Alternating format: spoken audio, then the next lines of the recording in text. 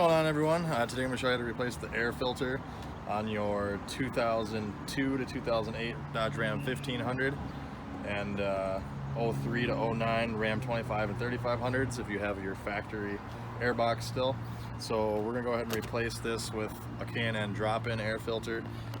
I've seen personally dyno proven gains from just a drop-in, and I think it's a way better bang for your buck than a whole intake system. So I'll show you how to replace your filter, whether it's going to be a replacement paper one or a reusable K&N like this. It's going to be the same steps. You're going to have these metal clips around the air box. I'm going to go ahead and just pull them away from the box. You'll notice mine is missing one here and another one on the back side. I'll post a link in the video description where you can buy some clips if you're missing them, if you need more like I do. So you're going to unclip all of them and then lift up and slide that direction and then pull up. You can see there's slots here for these tabs. That's why you have to slide it out of the way. So to remove the old filter, we're just going to lift right up. This one's not too bad, but the K&N is going to give a little more power. It flows better. This is part number 33-2247. I will post a link in the video description as well for this exact filter. Now this is the 5.7 Hemi.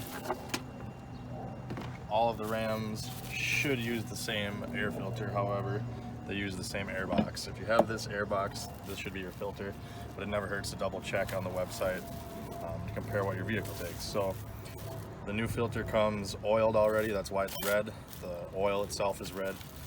It's in the plastic, so we're just gonna tear that.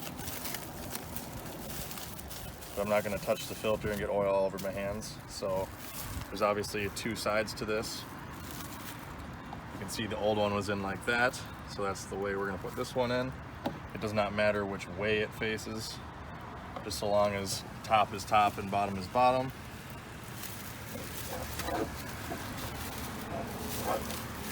Pull plastic the rest of the way off. Just make sure that it's laying inside the plastic grooves here of the airbox, so it's fully seated.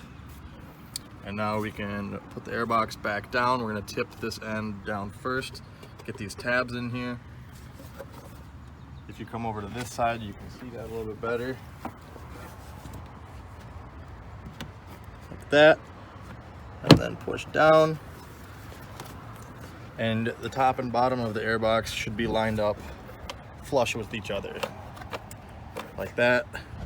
And just to push the clips back on.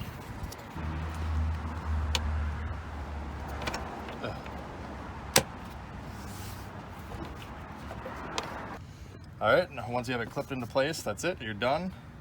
Hopefully this video helped you out. If it did, make sure you hit the like button. Hit subscribe for more videos like this, and make sure to check me out on Facebook at Tony the Truck Guy. Thanks for watching.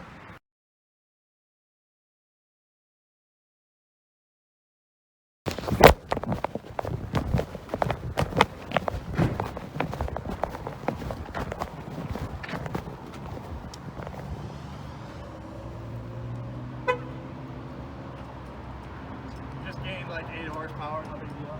Same. From your sticker. Yeah. You gotta wipe it off with your shirt first. I'm not gonna figure out what I'm gonna do. I think I'm gonna do it up here. Ow. Yeah, huh? No, oh, I'm in neutral. Stop. Stop. Uh-oh, I fucked her up.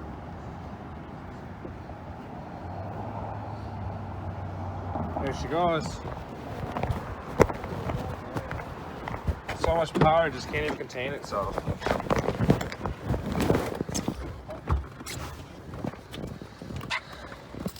Uh-oh. Pure trash. Oh shit.